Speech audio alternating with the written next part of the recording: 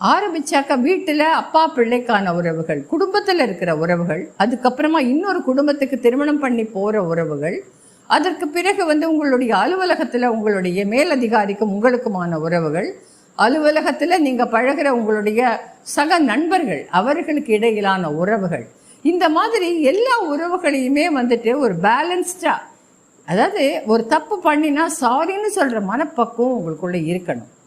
அதே மாதிரி அடுத்தவங்களை அப்ரிஷியேட் பண்ணுற மனசு இருக்கணும்.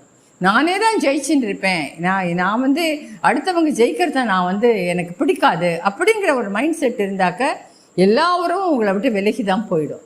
அதனால உறவு சிக்கல்கள் வராமல் நம்ம பார்த்துட்டோம், எந்த இடத்துலையுமே விட்டு கொடுத்து அடுத்தவங்களை பாராட்டி நம்மக்கிட்ட தப்பு இருந்தால் ஒரு மன்னிப்பு கேட்டு இதெல்லாம் நம்ம பண்ணுறோம். நம்ம குழந்தைங்களை, வளர்கிற வயசில் இருக்கிற குழந்தைங்களை அவங்களுடைய பேஷன் என்னன்னு தெரிஞ்சு